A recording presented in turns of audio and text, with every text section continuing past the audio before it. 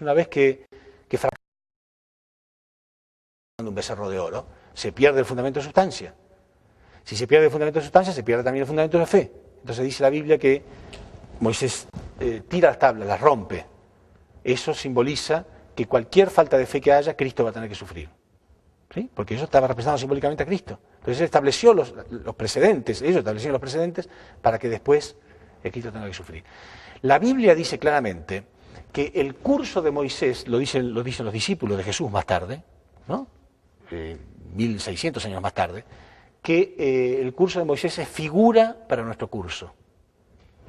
Es figura, o sea, es un símbolo, es un paralelismo para lo que después nosotros vamos a tener que pasar, dice la Biblia. Claro, entonces si es un símbolo de lo que nosotros vamos a tener que pasar, ¿qué significa Egipto? La esclavitud del pecado, ¿no? Estamos esclavos del pecado. Y Canaán, el cielo. Salir del pecado para poder ir al cielo. Pero antes tenemos que pasar por un proceso, que es el desierto. ¿Qué es? Que no es ni el infierno ni el cielo, ¿no? Es un término medio donde no somos ni perfectos ni pecadores. O sea, entendemos, pero todavía tenemos muchos conflictos. Todos tenemos que pasar por eso. O sea, realmente, como decían los discípulos, es una figura para lo que nosotros vamos a tener que pasar después. Bueno, entonces, también esta figura establece precedentes. Si hay fracasos, después hay más tendencia de que se repitan esos fracasos. Entonces, cuando Moisés rompe las tablas, esto realmente representa que si hay algún problema en Egipto, en Israel, Cristo va a tener que sufrir. Bueno, se pierde entonces estos 40 días de ayuno.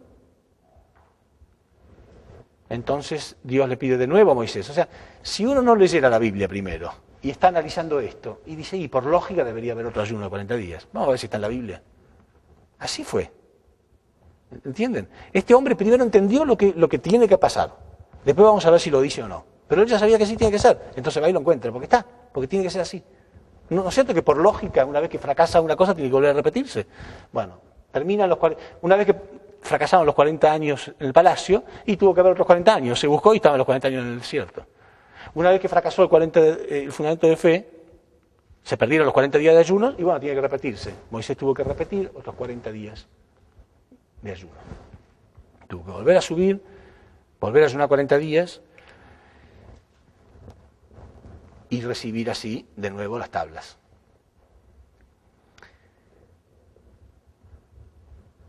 Cuando bajan con las tablas, ahí sí, porque bueno, no conté, pero Moisés cuando ve que están danzando alrededor del becerro de oro, se enfurece, rompe las tablas, dice que hace fundir el becerro de oro, lo mezcla con arena y se los tira en la cara, se los hace tragar, y los reta y se dan un escándalo terrible. Realmente Moisés los convence de que eso no pueden volver a hacerlo. Entonces esta vez sí, vuelve a ayunar 40 días y cuando baja, el pueblo se une. Quiere decir que hay por eso digo, hay victorias parciales, ¿no? Se unen, pero no quiere decir que es suficiente. Tienen que permanecer unidos hasta que llegan, como digo, a Canaán. Entonces, acá hay una aparente victoria. Por lo menos están en el segundo curso, que todavía no fracasó, y el segundo curso del tabernáculo todavía está, ¿sí? Pero si nosotros leemos, automáticamente, al poco tiempo, el pueblo realmente empieza a quejarse de Moisés. Quieren desecharlo por completo, nombrar a otro líder que los lleve de nuevo a Egipto. Ellos querían volver, no querían estar más en el desierto. Esto lo podemos leer en Números 11:4. Les va a resultar un poco gracioso, a pesar de que es un fracaso, suena como gracioso. Porque las cosas de las que ellos se quejan, ellos prefieren llenarse el estómago bien y seguir siendo esclavos. Entonces se quejan, dicen, no, volvamos a Egipto porque extrañamos la comida, ¿no? Y empiezan a mencionar cosa por cosa la que ellos extrañaban, y dice, y la gente extranjera que se mezcló con ellos, porque hubo otros esclavos que también aprovecharon y escaparon, ¿no? Y la gente extranjera que se mezcló con ellos tuvo un vivo deseo, y los hijos de Israel también volvieron a llorar y dijeron, ¿quién nos diera a comer un poco de carne? Nos acordamos del pescado que comíamos en Egipto de balde, de los pepinos, los melones, los puerros, las cebollas y los ajos. Y ahora nuestra alma se seca, pues nada sino este maná ven nuestros ojos. El maná era lo que ellos comían, que ahora voy a explicar más o menos qué era. Y era el maná como semilla de culantro y su color como color de bedelio. El pueblo se esparcía y lo recogía y lo molía en molinos, o lo mojaba en morteros y lo cocía en caldera o hacía de él tortas. Su sabor era como el sabor de aceite nuevo. O sea, se quejaban porque se acordaban de las comidas que tenían en Egipto y sin embargo ellos tenían que comer el maná, que el maná era, repito, como unas semillas que había que ellos la juntaban y la amasaban en una especie de tortilla, ¿no? Pero estaban hartos de comer siempre lo mismo. Pero bueno, esa es la indemnización que ellos tenían que pagar para poder ser libres. Bueno, sin embargo, ellos insisten en esto, quieren destituir a Moisés, nombrar otro líder que los lleve de nuevo a Egipto. Preferían ser esclavos con tal de comer. Por lo tanto, fracasa este segundo fundamento. ¿Sí? Fracasa este segundo fundamento. Y con... entonces, al fracasar esto, también fracasa este segundo curso. ¿Sí? Fracasa por completo, según a Moisés. Entonces, Dios le dice a Moisés que él tiene que elegir 12 espías, uno por cada tribu, eran 12 tribus de Israel, ¿no es cierto? De los 12 hijos de Jacob, ¿no? Las 12 tribus de Israel. Que elija uno de cada uno de ellos y que vayan, porque ellos no estaban lejos de Canaán, ellos tardaron muchísimo acá, pero no es que estaban lejos, en realidad, en distancia. Entonces, que vayan a Canaán y que espíen, Dios los envía, que espíen para ver si hay posibilidades de invadir Canaán, porque existían los cananitas, por supuesto. Ahora, ¿por qué Dios le pide a una persona que vaya y que vea, si Dios está en todos lados? Repito lo mismo, ¿cierto? ¿Se acuerdan cuando dije que Adán se escondía? Dios le dice, ¿por qué te escondes? ¿Acaso comiste del fruto? Y no fui yo. ¿Qué es lo que estaba buscando Dios? ¿Para qué preguntaba? Si Dios ya sabía. Lo que estaba preguntando era para ver la actitud de ellos, ¿no es cierto? Acá lo mismo, Dios elige 12 espías para que vayan a ver a Canaán. ¿Sí? Y le dice que hagan un espionaje durante ¿cuántos días? 40 días. ¿Sí? Acá, en el tercer curso, 40 días de espionaje. Porque era fundamento de fe. ¿Sí? Y en el fundamento de fe era fe en la palabra de Dios. Obviamente, si ellos tenían fe en que Dios los iba a ayudar, no había ninguna duda que sí podían invadir Canaán. O sea, con Dios puedo, sin Dios no puedo. Pero Dios lo que quería saber es que si ellos volvían con un informe positivo, era porque contaban con Él. Si volvían con un informe negativo, quiere decir que no contaban con Él. Si no contaban con Él, quiere decir que no tenían fe. Por eso se llama fundamento de fe. Era una ofrenda. Durante 40 días ellos tenían que probar si tenían fe. ¿Sí?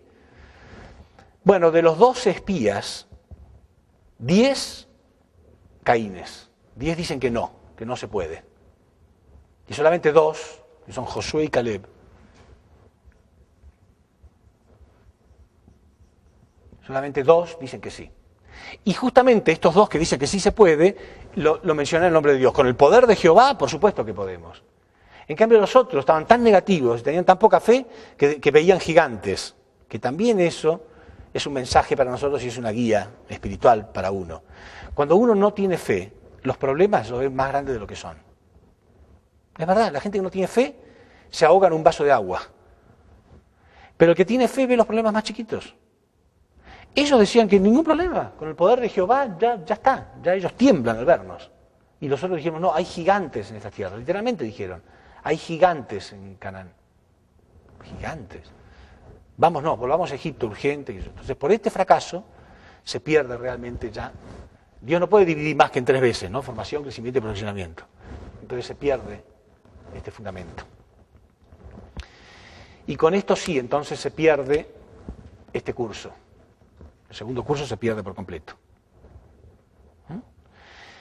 Entonces, ya ahora tiene que haber no más 40 días, sino 40 años.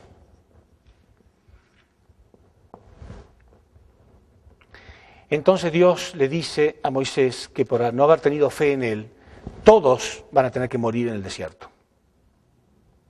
Y solamente la segunda generación, o sea, sus hijos, podrán entrar a Canaán.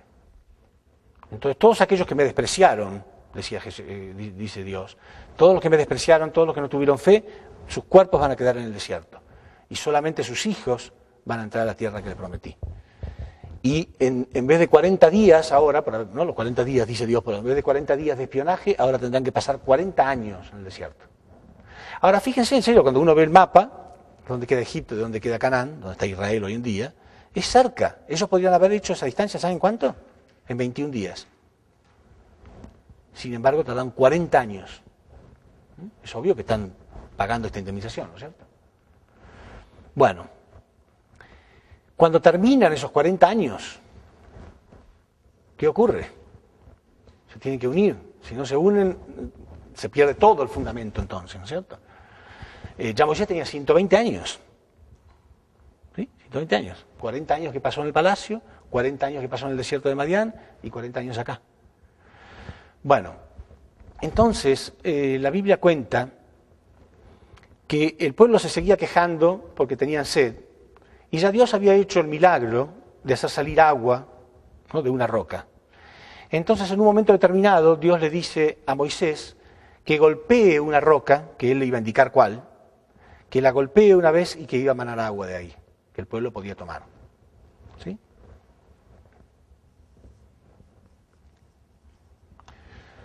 Pero Moisés, que tenía mal temperamento, ya vieron que mató al egipcio, que rompió las tablas, ¿sí?, estaba tan enojado con el pueblo, de que se quejaba porque tenía sed, que en vez de golpear la roca una vez, golpeó la roca 2 veces. Parece poca cosa, pero ahora vamos a ver lo que la Biblia dice en el Nuevo Testamento, o sea, miles de años más tarde, lo que dice acerca de esto, bien clarito. En vez de golpear la roca una vez, la golpea 2 veces. Y sale agua. Y el pueblo toma el agua. Pero Dios le dice a Moisés que por haberlo deshonrado, él ya no podrá entrar a la tierra de Canaán, que en su lugar va a entrar Josué. Y Moisés, si uno lo lee en la Biblia, se conmueve realmente, uno se conmueve, porque Moisés le ruega a Dios, le dice, toda mi vida yo esperé por esto. Guió al pueblo durante 120 años, dejó el palacio para estar con este pueblo, dejó un palacio, toda la comodidad para estar con este pueblo, y ahora Dios, por aparentemente una cosa que él no entendía por qué, no le permitía entrar. En realidad, si nosotros leemos en la primera carta a los Corintios, capítulo 10, versículo 4, 1 Corintios 10, 4,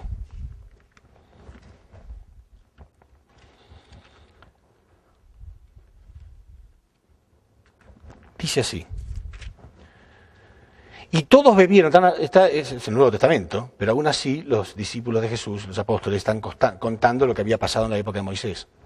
Y dice, y todos bebieron la bebida espiritual, porque bebían de la roca espiritual que los seguía, y la roca era Cristo. O sea, la roca está simbolizando a Cristo. ¿Sí? Ahora, ¿qué pasa? Dicen, bebían, ¿sí?, de la bebida espiritual que salía. Quiere decir que el agua está representando vida espiritual, porque dice, bebían de la bebida espiritual que salía de la roca. Quiere decir que la roca sin agua simbolizaba al Adán caído. O sea, sin agua es sin vida espiritual. Moisés estaba representando a Dios. Cuando él la tocaba, significaba Dios restaurando a Adán. Entonces empezaba a salir agua. Ya Adán, con vida espiritual, simboliza a Cristo. ¿Se entiende? Cuando él golpeó 2 veces, estaba representando golpear a Cristo. La roca sin agua está representando, porque repito, el agua simboliza la vida espiritual, ¿no? Entonces, dice la Biblia, por eso ellos bebían de la bebida espiritual, dice la Biblia. Entonces, la roca sin agua simbolizaba a Adán caído, sin vida espiritual, Adán muerto espiritualmente. La mano de Dios lo toca y entonces viene vida espiritual. Adán restaurado significa Cristo. Pero cuando él golpea 2 veces, está simbolizando golpear a Cristo. Bueno, lo que estaba pasando en realidad es que Dios estaba mostrando que por falta de fe, porque dicen que Moisés golpeó una vez y como no salió agua enseguida, golpeó enseguida de nuevo. Tendría que haber tenido fe que iba a salir agua la primera vez. Bueno, como él, esto estaba estableciendo de nuevo otro precedente de que por falta de fe Cristo después podía llegar a sufrir. ¿Sí? Ahora, Moisés le ruega a Dios como un favor que igual le permita entrar. Y Dios no lo perdona. Ustedes ven, parece muy cruel, porque Dios dice, no quiero ir. Aparte parece dos chicos peleando. Ustedes lo leen en la Biblia. Dios dice, pero ¿por qué no vas a dejar entrar? Le dice Moisés, no me hables más, no quiero oír más, dice Dios. No me insistas. Parece como muy duro, muy cruel. ¿Por qué? Porque en realidad, lamentablemente, Dios tiene que mostrar un patrón. Si fuera por Él, si fuera por Dios, lo hubiera dejado entrar y listo. Pero no, porque está marcando algo que nos va a servir hasta nosotros hoy en día, después de miles y miles de años, para entender que hay un patrón en la historia. Lo que Dios quería mostrar es justamente ese patrón de que si algo llega a pasar en la época de Jesús, tiene que haber una segunda figura central. ¿Sí? O sea, tiene que volver, Cristo en vez de venir una sola vez, tiene que venir dos veces. ¿Se acuerdan que yo dije en el primer curso, el fundamento de fe, fundamento de sustancia a nivel familiar, se repitió en 3 veces, ¿verdad? La familia de Adán, la familia de Noé y la familia de Abraham. Pero Abraham después terminó Isaac como figura central. Del mismo modo, en el curso a nivel nacional hay 3 cursos. Y yo dije que en el tercer curso, también, como prolongación de esto, tenía que haber dos figuras centrales, que son Moisés y Josué. Dios le ordena a Moisés que él lo nombre a Josué. ¿Se acuerdan que era uno de los espías positivos, no? Que lo nombre a Josué como figura central y él sí va a guiar al pueblo hacia las tierras de Canaán.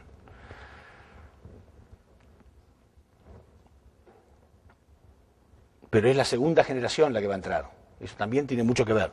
Porque ahora vamos a ver el tercer curso, el curso a nivel mundial, con Jesús, y ya vamos a ver que Jesús también tuvo que pasar por un curso, y hubo un fracaso, otro curso, y hubo un fracaso, y finalmente fue crucificado. Entonces, cuando Jesús se dio cuenta que iba a ser crucificado, ¿qué empezó a hablar? De la llegada de Cristo. Hoy todos los cristianos están esperando la llegada de Cristo. Pero en realidad nadie tenía idea, en la antigüedad, si uno le pregunta a los israelitas, a los judíos hoy en día, no tenía ningún criterio de que Cristo tenía que venir 2 veces. El judaísmo tiene el criterio de la llegada de Cristo una sola vez. ¿Quién introdujo en el mundo la idea de una segunda llegada? Jesús. Cuando se dio cuenta que todo estaba fracasando, entonces anunció la segunda llegada. Exactamente acá. 2 figuras centrales, en el mismo curso, 2 figuras centrales, del mismo modo acá, Jesús y el Señor de la segunda llegada, o el Cristo en su segunda llegada. Se repite la historia, pero ahora lo vamos a ver. Ahora vamos a ver el fundamento de fe, fundamento de sustancia a nivel mundial, o lo que es lo mismo, el curso de Jesús. Bueno, entonces, del mismo modo, vamos a ver que en el curso de Jesús estaba Israel, ¿no? Como el pueblo elegido. Sin embargo, en la segunda llegada, ¿quiénes están? Los cristianos. ¿Y quiénes son los cristianos? La segunda Israel. ¿Sí?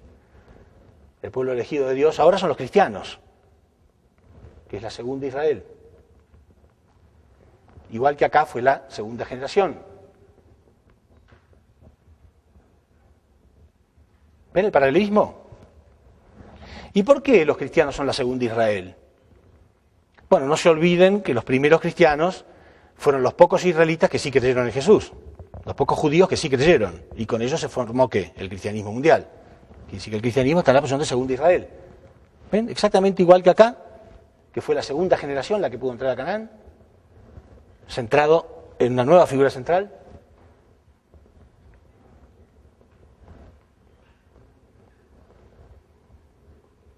Acabamos de ver el fundamento de fe y el fundamento de sustancia a nivel individual, familiar y nacional. ¿Se acuerdan?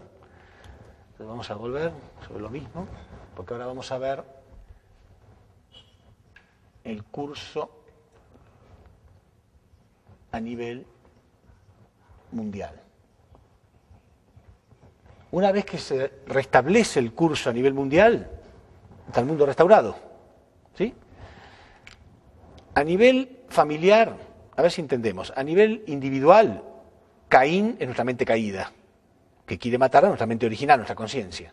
A nivel familiar, es una persona la pasión de Caín. Si mata a la persona en la posición de Abel, fracasa. Si triunfa, ya está exitoso el fundamento. A nivel nacional es una nación en la posición de Caín. Y a nivel mundial es el mundo en la posición de Caín. ¿Sí? Si el mundo en la posición de Caín se une al Abel de Abeles, que es el Cristo, y se termina la restauración.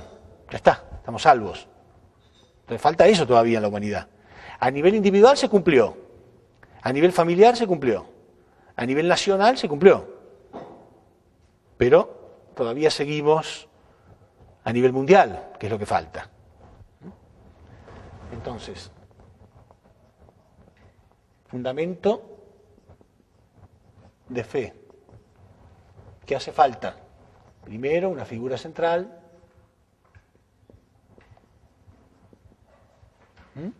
Que representaba simbólicamente a Adán. Adán antes de la caída, ¿no? 2, una ofrenda que simbolizaba el mandamiento. Adán tendría que haber creído en el mandamiento. Tercero, tendría que haber creído en el mandamiento durante todo el periodo de crecimiento. Entonces, un periodo de tiempo.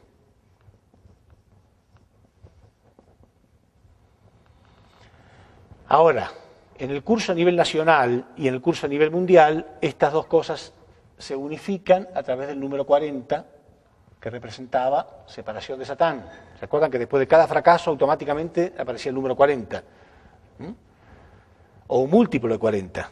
40 días de ayuno, o 400 años de esclavitud, o 40 años en el desierto, siempre aparecía el número 40.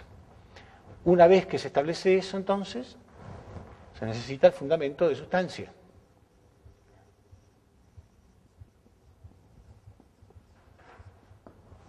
Este es el fundamento necesario, ambos, fundamento de fe y fundamento de sustancia, son el fundamento necesario para recibir al Mesías.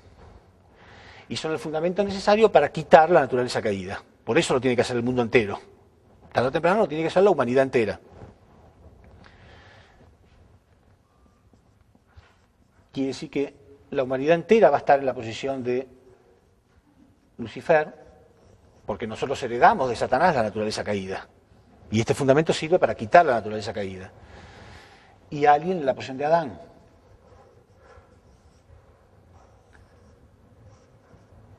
Y tiene que llegar a Dios pasando a través de esta persona, no en forma directa, no puede hacerlo en forma directa. Entonces, acá lo voy a poner más pequeño, si entendemos. Lo que es lo mismo era la persona en la posición de Caín y la persona en la posición de Abel. Bueno, ¿quién restauró finalmente a nivel familiar? ¿Quiénes restauraron? Esaú y Jacob. Si Esaú hubiera matado a Jacob, al igual que Caín mató a Abel, o al igual que Lucifer mató a Adán espiritualmente, hubiera fracasado todo en aquella época, ¿sí? Si Esaú hubiera matado a Jacob, Jacob después fue bendecido con el nombre de Israel. Dios lo bendice con el nombre de Israel, que significa el victorioso. Y ahí él tuvo 12 hijos, que vienen las 12 tribus de Israel, y ahí viene el pueblo elegido de Dios, de donde nace el Mesías después, ¿no? De donde nace Cristo. Cristo nace como descendiente de Jacob. ¿Qué hubiera pasado si Esaú mataba a Jacob? Y todo eso se hubiera perdido. No hubiera habido un pueblo elegido a través de él. Pero hubo victoria. Esto fue a nivel familiar. Vamos a poner acá. A nivel familiar.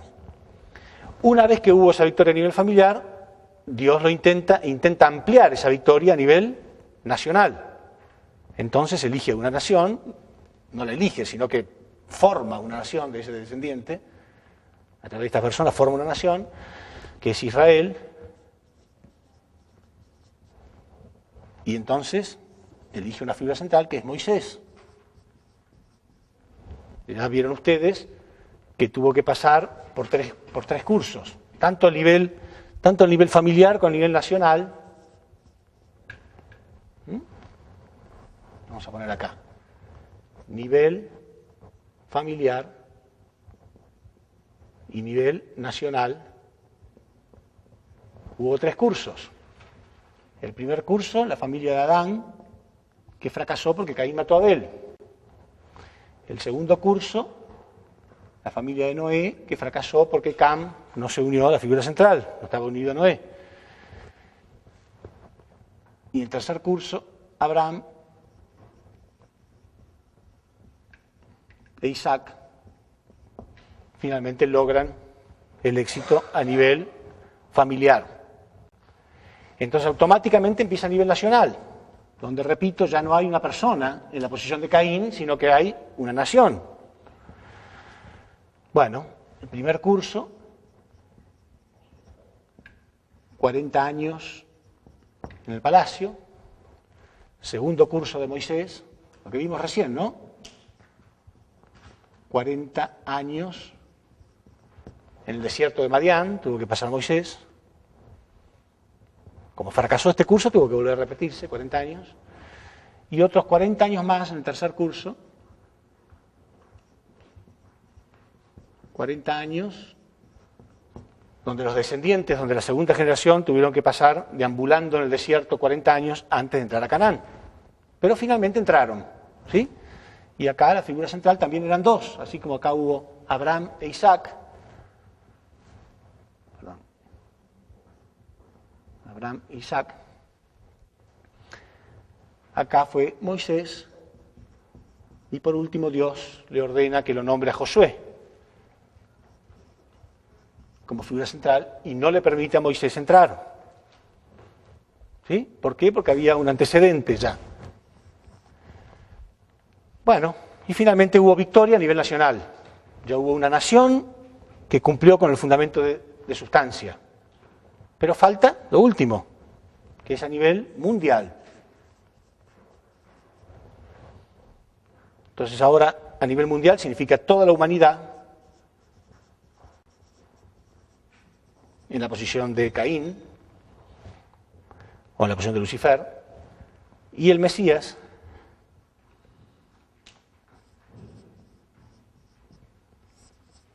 en la posición de Abel. ¿Se entiende? Fácil, ¿no? ¿Quería Dios que Lucifer matara a Adán?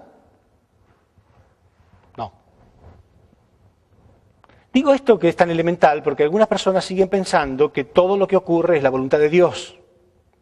Y tienen que entender lo que yo expliqué, que la voluntad de Dios es igual al cumplimiento de la responsabilidad de Dios. Esto significa cumplimiento de la responsabilidad de Dios, que es absoluta. Dios siempre cumple. Dios es absoluto, eterno e incambiable, siempre cumple. Más el cumplimiento de la responsabilidad humana. Y esto puede sí cumplirse, como puede no cumplirse. Y de hecho la mayoría de las veces no se cumplió y por eso no vemos la voluntad de Dios reflejada en la tierra. No todo lo que ocurre es la voluntad de Dios. Entonces, ¿quería Dios que Lucifer matara a Adán? No. Sin embargo lo mató espiritualmente, ¿no? Porque le hizo comer del fruto, que decía el día que comas del fruto morirás. Caín mató a Abel, ¿era la voluntad de Dios? No, está clarito en la Biblia que Dios le dice, ¿por qué andas con el rostro abatido? ¿No es cierto que si obras bien podrás alzarlo? Mas si no obras mal, el pecado está a la puerta como fiera que te codicia, a quien tú tienes que vencer. Tú lo tienes que vencer, no puedo hacerlo yo, dice Dios, ¿no? O sea, ahí muestra claramente la responsabilidad humana. ¿Puedes cumplir o no? Es tu responsabilidad. Dios no lo puede hacer, Dios ya hizo todo el resto. Su parte ya la hizo, pero esto depende de ti. Y Caín mató a Abel, pero no era la voluntad de Dios. Entonces tuvo que volver a repetirse en otro curso. ¿Sí? Si Esaú hubiera matado a Jacob, no habría existido el pueblo elegido de Dios. ¿Era la voluntad de Dios de que el pueblo de Israel matara a Moisés? Si lo hubieran matado, nunca hubieran llegado a Canaán. ¿Sí? Entonces finalmente llegan a Canaán. Y ahora, ¿no? Después de eso, 1600 años más tarde, nace Jesús. ¿Y qué dice él? Yo soy la verdad, el camino y la vida, y nadie llega al Padre si no es a través de mí. Fundamento de sustancia. Yo soy la verdad, el camino y la vida, y nadie llega al Padre si no es a través de mí.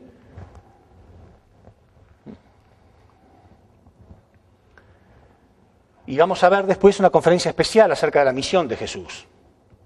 Pero ya les voy adelantando, ¿no? Que es muy claro que él no debía haber sido asesinado.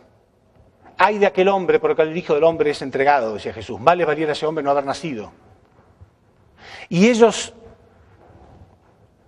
alardeaban porque decían que eran los descendientes de Abraham. Ser descendiente de Abraham significa somos los elegidos de Dios. Y Jesús les decía, ya sé que son los descendientes de Abraham, pero sin embargo me quieren matar porque mi verdad no prende en vosotros. No dijo, ya sé que me quieren matar porque es la voluntad de Dios. Dijo, a pesar de que son los elegidos de Dios, porque son descendientes de Abraham, me quieren matar porque mi verdad no prende en vosotros. Entonces le preguntaban a Jesús, ¿y cuál es la voluntad de Dios? ¿Qué tenemos que hacer para cumplir con la voluntad de Dios? Él tendría que haber contestado, cuando me crucifiquen, será cumplida la voluntad de Dios. Pero no contestó eso. Dijo, la voluntad de Dios es que creáis en el que Él ha enviado. O sea, que crean en mí. Todo el tiempo, lo leemos en las Escrituras, todo el tiempo en los Evangelios está clarito que Jesús pide una y otra vez que crean en Él. Si hubieran creído en Él, ¿lo hubieran matado? ¿Quién creyendo que Él era el Cristo lo hubiera crucificado? Nadie. Pero Él pedía que creyeran en Él. Entonces, ¿es la voluntad de Dios de que Caín mate a Abel? ¿Es la voluntad de Dios de que matemos a Cristo? Algunos dicen, bueno, pero ¿por qué ponemos la humanidad acá y no Israel? No, porque ya estaba representando a la humanidad. Si no, los únicos que pagarían indemnización serían los israelitas por haberlo crucificado. No, la estamos pagando todos a la indemnización. 2000 años más tarde seguimos pagando. Jesús dijo, arrepiéntanse porque el reino de los cielos está cerca. ¿Se acuerdan? Arrepiéntanse porque el reino de los cielos está cerca.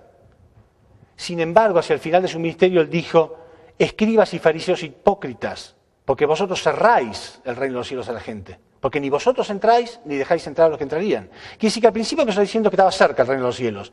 Después terminó diciendo que iba a estar cerrado. Algo salió mal. Algo estaba saliendo mal. Cuando uno lee los evangelios, cuando uno lee todo acerca de la historia de Jesús, o ve películas acerca de la historia de Jesús, ¿no es clarito que está todo mal? Constantemente, Jesús pidiendo que crean en Él. No se lo ve sonriente, feliz, contento, haciendo fiestas. Está siempre llorando. Porque de hecho, en una parte dice, y lloró Jesús sobre Jerusalén, diciendo, ¿cuántas veces quise abrazarte como la gallina abraza a sus pollitos, pero tú no lo has querido? Jerusalén, Jerusalén, que matas y apedreas a los profetas que a ti te son enviados. Bueno, en fin. Vamos a verlo especialmente esto en una conferencia sobre la misión de Jesús. Pero por ahora ya vemos claramente en todo este contexto que el fundamento de sustancia no está hecho para que Caín mate a Abel. Bueno, entonces en el tercer curso también, en el fundamento a nivel mundial, también va a haber 3 cursos.